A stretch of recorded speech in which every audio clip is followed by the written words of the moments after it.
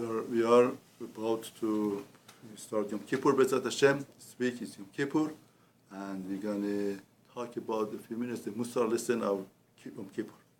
If somebody comes to you and says that I don't have any motivation to do teshuvah, it's Yom Kippur, it's very important to do teshuvah.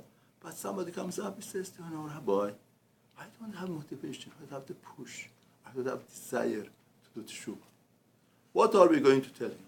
What's the way to get him to teshuvah? It's 24 hours we have time.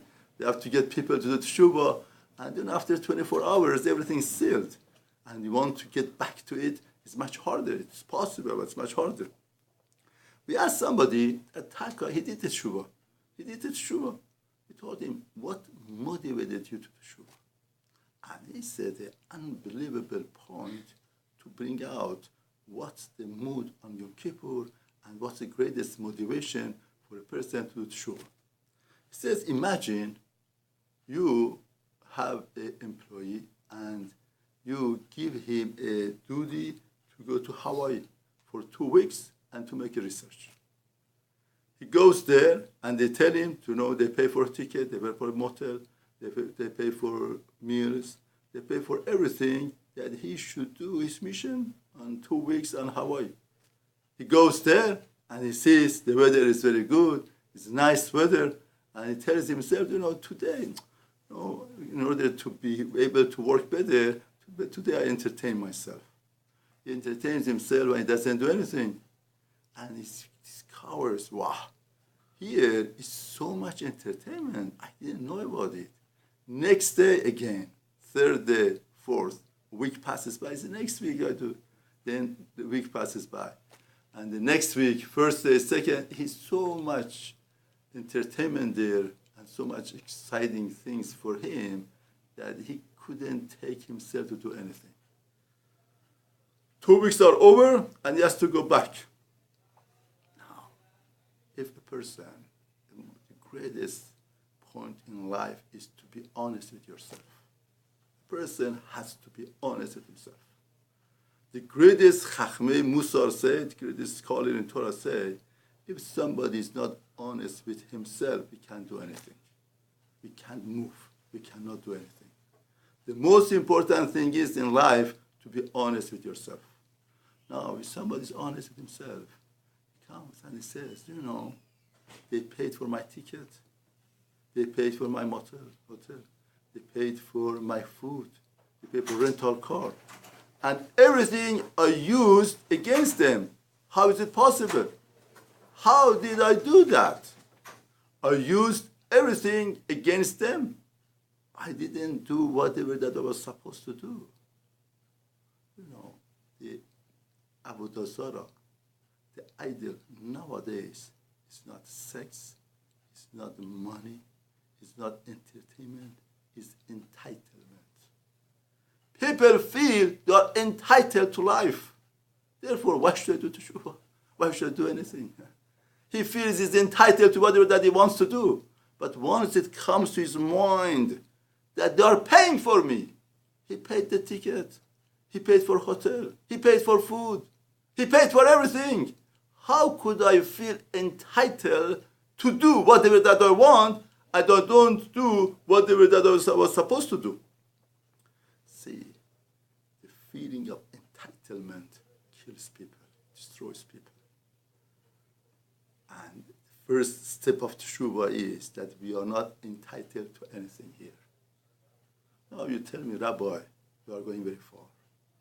Somebody told me that, a lady told me that she lost her husband while she was very young. And he tells me, Rabbi, that's life. To lose somebody so young. Yes. Because we are amazed with that. We are surprised with that. Because we feel entitlement. Entitlement makes a person feel you are shayach to everything. I want to tell you a story that moved me so badly. Till now, the impact of that is in my bones and my cells. The more I think about it, the more I get moved by it. First of all, I was visiting a sick person about to die, and it was the night before. The son told me he was the rock of my life. He was like a lion, moving, going, coming. And now he's confined to bed, cannot do anything. This is entitlement. Till here was good enough. But I want to tell you something even deeper. You know, somebody is about to die. We have to give him food, oxygen, water. Necessity of life has to be given to him. We cannot stop. When the doctors want to stop that he should die faster, it's asur. It's like a retzicha, it's a murderer. We should not do that. Now, this sick person, the question was that the cancer got into his digesting system. And if we would give him any food, the food would go to his lung and would kill him. We asked the doctor, what kills him faster? If we give him food or we don't give him food? If we give him food, food would go to his lung. I'm talking about IV, and it would go to his lung and would kill him. If we don't give him food, he would die through starving. Now, what kills him faster? The doctor says if we give him food, it kills him faster. And we had to do not to give him food. Unbelievable point, unbelievable thing in life. Somebody's in bed. We have to give him food to stay alive. We cannot give because food kills him. In giving food is bad. Not giving food is bad. Person in a state of, we can't do anything to him. Unbelievable, unbelievable. We take things as granted. How many times we eat something and we don't realize what bracha we made? How many times when we eat something we make a proper bracha to thank HaKadosh Baruch Hu? Unbelievable. A person could be in bed. You see a good friend. He's dying. You want to give him food. You can't. Not to give him food. It kills him. It's a state to understand what's Yom Kippur about. What Teshuvah about. What kills us, what doesn't lead us to Teshuvah is we feel entitlement. We feel we are entitled to everything. Like the Mishnah in Avot says, a person has to feel that you are a tipa serucha. Means you came from a spoiled drop. Spoiled drop, if HaKadosh Baruch Hu would freeze that spoiled drop, all of the mansion, all of the wealth, all of the intellect, whatever position you got is not there. Everything is in the hand of HaKadosh Baruch Hu. We're not entitled to anything. That's why the Gemara says, somebody becomes poor in the beginning of the Rosh Hashanah, poor at the beginning of the year, he becomes rich at the end. Rashi says, what's pshat? Because once you are poor, you feel you got nothing, you don't have anything. What do you try to do?